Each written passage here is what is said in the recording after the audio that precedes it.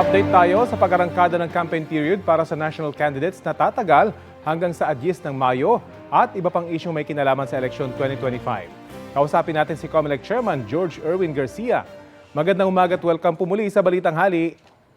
Magandang umaga po Sir Rafi, sa mga kababayan natin, magandang tanghali rin po sa inyong lahat. Opo, ano pong assessment nyo sa pagsisimula ng campaign period para sa national candidates na sinabihan nyo ng Oplan Baklas ng mga illegally posted campaign materials?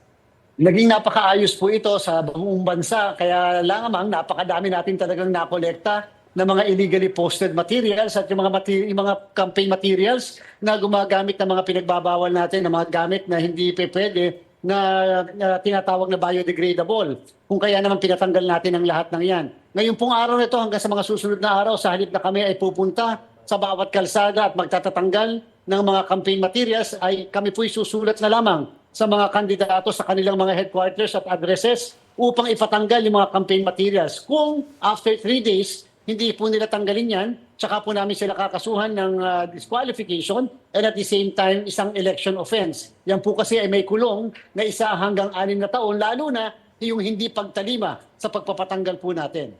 Yun nga, ang dami nyo pong kailangan gawin. Pero paano po titiyakin ng COMELEC na susunod at mapapanugot yung mga lalabag sa inyong mga panuntunan? Naniniwala po tayo, Sir Rafi, na una kapag kami nakalagay ng mga campaign materials dyan, kahit sabihin pa ng kandidato hindi sila ang nagpalagay dyan, we can always make presumptions. Pwede namin i-presume na siya ang nagpakabit niyan o siya may kadahilanan kung bakit naandyan yung mga campaign materials na yan. Number 2, syempre naandyan yung banta na siya ay pwede ma-disqualify bilang isang kandidato. At the same time, mafailan ng kasong kriminal. At ito, ang mga bagay na ito, yan ang gagamitin namin na panglaban doon sa mga magiging depensa po nila sa atin. May bagong modus po kayo na-discover kung saan na may nag-aalok ng serbisyo sa politiko na kaya nilang manipulahin yung balota. Paano nyo ito planong sugpuin?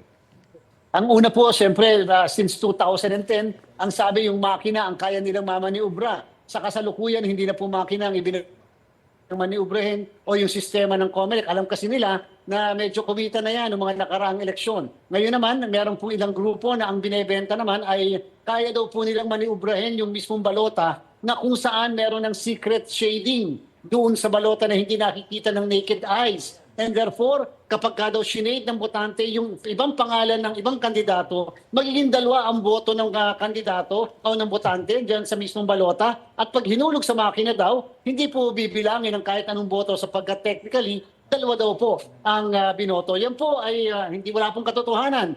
Kasinungalingan po ang lahat ng yan, Sir Rafi, at sana po wala namang magpaloko sa mga ganitong klaseng sindikato.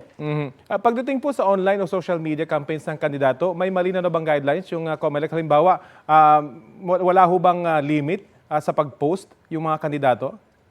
Wala po talagang limit, Sir Rafi, sapagkat wala po siya sa Republic Act 9006. Hindi po katulad sa telebisyon na 120 minutes per station ng isang national candidate o kaya naman 180 minutes per station sa isang local candidate. Sa radyo po yan. Sa atin po sa social media, medyo lumalabas, unlimited, sapagkat wala naman po tayong social media regulation law in the Philippines. Kung magkaganon, ang inyo pong Commission on Elections ay wala rin pong kapangyarihan na mag-prescribe ng limitasyon o haba dyan po sa social media. In fact, hindi rin po namin pwedeng pakialaman yung content ng pwede pong mailagay sa social media posts ng mga kandidato. Bagamat, pwede po nating labanan ng fake news. Lalabanan natin ang misinformation at disinformation at ipatitake down natin yung mga malisyoso at kasinungalingan gamit ang Facebook o kaya po iba pang social media accounts.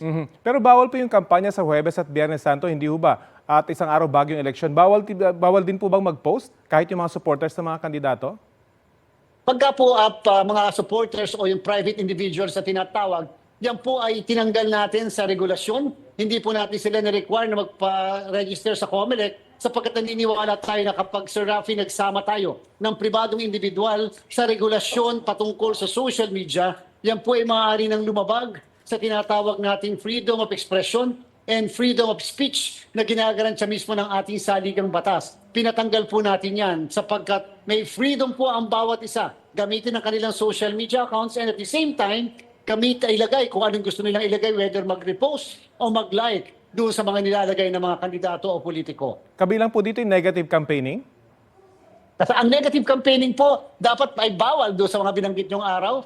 sa Huwebes Santo, Biyernes Santo at isang araw bago mag-eleksyon sapagkat ang pinoprohibit campaigning, whether positive campaigning for a candidate or even negative campaigning against a candidate. Kumusta naman po yung koordinasyon ng COMELEC sa PNP para sa pagpapatupad po ng checkpoints at election gun ban? Sa kasalukuyan po, kulang-kulang halos 800 na po ang nasa wata natin dyan sa mga checkpoints at mahigit din pong 800 na ang mga nakumpiska natin ng mga firearms, whether may lisensya o walang lisensya sapagkat again, lahat po ng gunman license, pati po permit to carry, ay suspended mula po January 12 hanggang June 11. At yan po ay maliwanag na maliwanag at kaya po sila na-arrest at nahuhuli sa mga checkpoint natin. Sir Rafi, wala kahit isa man na reklamo ng bayulasyon na natanggap tayo patungkol sa mga checkpoint po natin. Magandang balita po yan. Panghuli na lamang po, kumusta po yung printing ng mga balota para po sa eleksyon na 2025? Paano po makakapekto kung may mag-withdraw pa sa mga kandidatong nasa balota na yung pangalan? Na ngayon po, Sir Rafi, nakaka-34 million na po tayo na balota. More or less po ay 27 million at more or less po ay 34% yan ng mga balota na dapat i-imprenta po natin. Kapag po may nag-withdraw, katulad po nung isang araw, hindi na po tayo mag-o-order ng reprinting ng balota at kung ano yung mga pangalan na naandyan ay mananatili na po. Kung sakali na iboto pa rin ng mga kababayan natin yung kandidato na nag-withdraw, ang boto po sa kandidato ay kukonsidered po natin na stray o baliwala. Okay, maraming salamat po sa oras na binahagi nyo sa Balitang Hali. Maraming salamat po, Sir Rafi. Mabuhay po. Si COMELEC Chairman George Erwin Garcia. Dahil umano sa panunutok ng baril, arestado ang isang lalaki sa Malabon. Tumanggi siya magbigay ng pahayag. Balitang hatid ni James Agustin. Himasraya ang 29 anyos sa lalaking ito matapos sumanong manutok ng baril sa barangay Tunsuya sa Malabon City. Ayon sa pulisya, nagkataon na rumoronda sila sa lugar nang mangyari ang insidente. While conducting patrolling, sir, lumapit po sa amin yung complainant. Sinabi po na may nanakot sa kanya. Tinutukan po siya ng baril.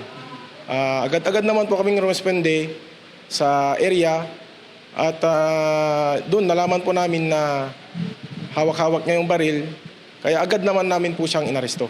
Nakuha mula sa sospek ang isang baril na kargado ng 7 bala. Walang maipakitang kaukulang dokumento ang sospek. Upon verification po, sir, yung baril ay hindi po lisensyado.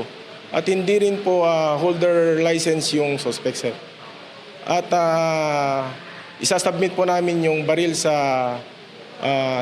NPD Forensic Unit for ballistic examination para malaman, sir, kung nagamit pa ito sa ibang krimen, sir. Taong 2013 nang masangkot sa pamamaril ang sospek at nakasuhan ng murder. Kalalaya lang niya noong Hunyo ng nakaraang taon. Nang tanongin sa kanyang pagkakaaresto, abogado ko na lang po yung balang magsalita sa akin. pero aminado kayong alam niyo may gun ban.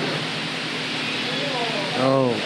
Maharap ang sospek sa mga reklamong grave threat at paglabag sa Comprehensive Firearms and Ammunition Regulation Act in relation to Omnibus Election Code. James Agustin nagbabalita para sa GMA Integrated News. Kinilig ang fans sa pagkasa ni Ruru Madrid at Bianca Umali sa Let's Groove dance trend.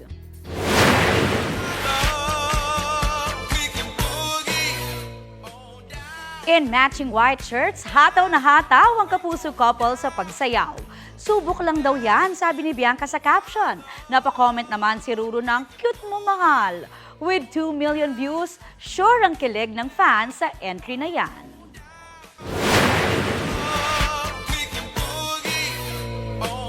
Hindi rin nagpahuli dyan si Sparkle star Jack Roberto at ate girl Jackie with their hataw moves. Hirit ni Jack, pwede na mag-prod. Sabi naman ng ilang netizens, huy, may chemistry! Ang video na yan may more than 10 million views na sa social media.